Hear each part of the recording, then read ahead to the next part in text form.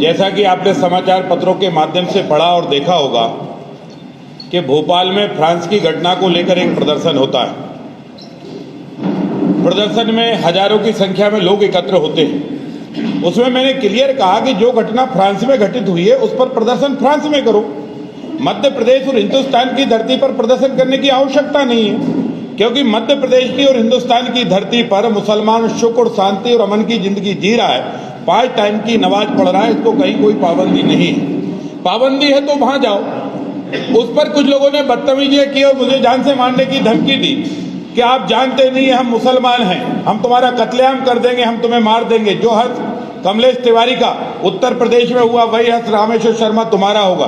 तो एक तो मैं मुस्लिम कट्टरपंथियों को क्लियर बता देना चाहता हूं कि हे मुसलमानों, इस्लाम को दीन ईमान का घर मानो तो ये इस्लाम भी चलता रहेगा और खुदा की बंदगी भी होती रहेगी।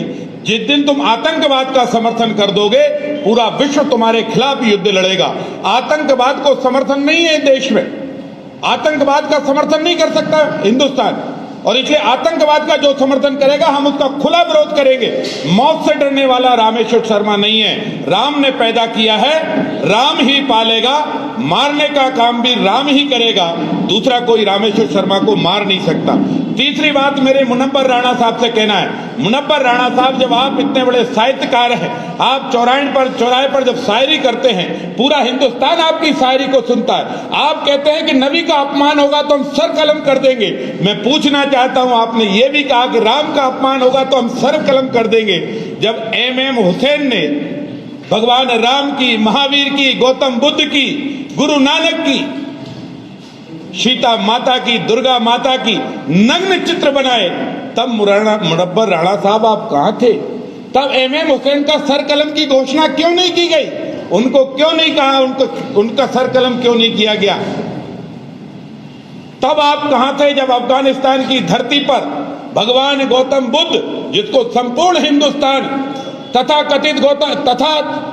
तथा गौतम बुद्ध के नाम से जाना जाता है, और गौतम बुद्ध के प्रति हमारी अगाध श्रद्धा और निष्ठा है, संपूर्ण अनुसूचित समाज भगवान गौतम बुद्ध के शरणागत है, वहां के आतंकवादियों ने, तथाकथित कट्टरपंथी मुसलमानों ने भगवान गौतम बुद्ध की प्रतिमा को बम से उड़ा दिया गया, महावीर जी की प्रतिमा को बम से उड़ा दिया गया, पशुपतिनाथ की प्रतिमा से बम से उड़ा दिया गया। अरे आतंकवाद के दो सुर नहीं होते मुनव्वर राणा साहब, या तो आतंकवाद की खुली पैरवी करो या आतंकवाद के खिलाफ ताल ठोको। अगर आतंकवाद के खिलाफ ताल ठोकोगे तो रामेश्वर शर्मा का समर्थन मिलेगा, हिंदुस्तान के हर नागरिक का समर्थन मिलेगा। आतंकवाद के समर्थन में आओगे तो मुनव्वर राणा साहब, आपकी शायरी पर कहीं ना कहीं प्रश्न चिन्ह लगेगा। और इसलिए मैं कहना चाहता हूं कि फ्रांस के संदर्भ में जिनने भी प्रदर्शन करना है वो फ्रांस में करें। मध्य प्रदेश में करेंगे तो कानून के सीखों के अंदर जाएंगे, जेल भुगतनी पड़ेगी, कानूनी कार्रवाई होगी।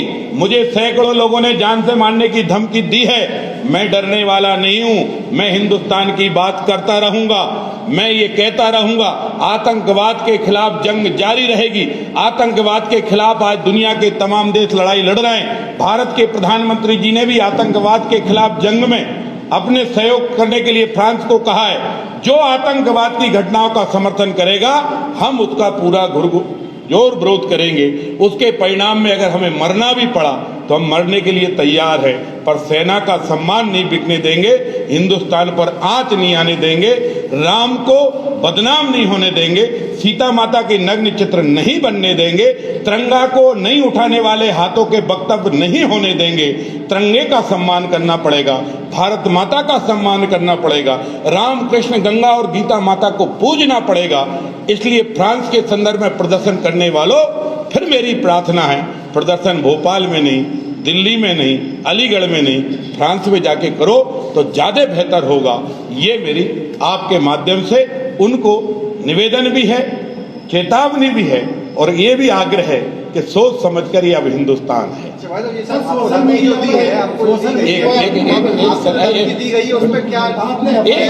अरे सर एक तो बैठो तो एक करके देखिए, सोशल मीडिया पर जो धमकी है, सोशल मीडिया एक ऐसा प्लेटफॉर्म है, मुझे समझता है कि प्रशासन भी उसको देखता होगा। और भी लोग देखते होंगे। जब आवश्यकता होगी तो उसके संदर्भ में उसकी जानकारी भेजी जाएगी। लेकिन मैं ये मानता हूं कि शासन प्रशासन इसको देखकर वो आवश्यक कार्रवाई करेगा। पर मेरा आपके माध्यम से यही प्रार्थना है कि प्लीज प्लीज आतंकवाद का समर्थन मत करिए।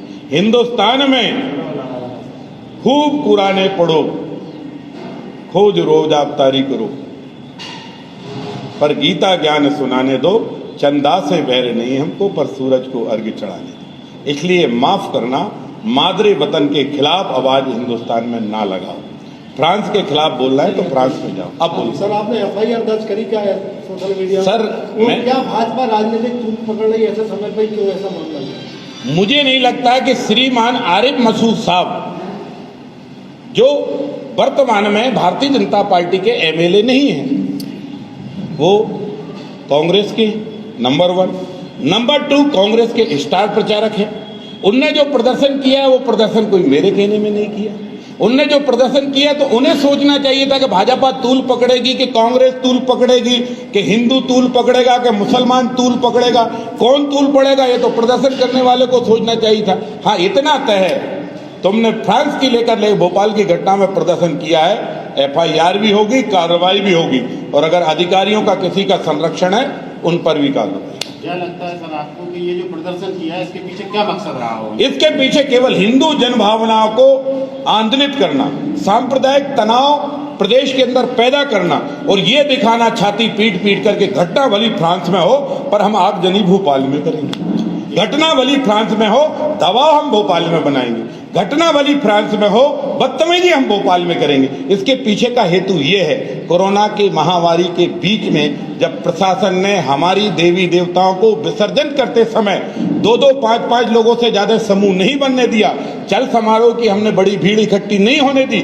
और मैं उन धर्मावलंबियों का, देवी भक्तों का भी हृदय से आभार व्यक्त करता हूं कि उनने कहा कि पहले मेरा देश, पहले मेरे नागरिक, हे देवी माँ तेरा विसर्जन भी करेंगे, पर माँ तू अपने बेटों को भी सुरक्षित रख। इसलिए हम थोड़ी सी कोरोना के संक्रमण में दूरियां बना के उनने इसको रखा, आपने उस दूरी का भी ध्यान नहीं रखा और आप लोग हजारों लोग इकट्ठे कर लिए, ये गलत है। इसलिए कानून के दायरे में सबको रहना पड़ेगा, कानून के दायरे से जो बाहर जाएगा उस पर एक्शन होगा। बहुत बहुत धन्यवाद, नमस्कार। एक दिन इस्लामाबाद में तिरंगा फहराएगा, यस। इसके पीछे भाजपा कोई आगामी एजेंडा है? कोई हर एजेंडा दिख तो रहा है, नहीं दिखा, पुलवामा में घुस के मारा, एजेंडा नहीं दिखा, ठीक है, पाक अधिकृत कश्मीर में घुस के मार रहे हैं, एजेंडा नहीं दिखा।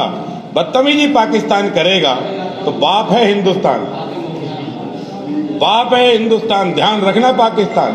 तुझे जितने षड्यंत्र आते हैं, तुझे जितने गुर आते हैं, तेरा बाप हिंदुस्तान है। तेरे पैदा करने वाले जिन्ना ने भूल की होगी, अब नरेंद्र मोदी है, अब भूल नहीं होगी। अब अगला तूने गड़बड़ की तो लाहौर की छाती पर ही तिरंगा फहराएगा। करेंगे करेंगे सर। रायसेन में ही प्रेस वार्ता क्यों की, भोपाल में क्यों नहीं? आए है, मैं रायसेन में हूँ।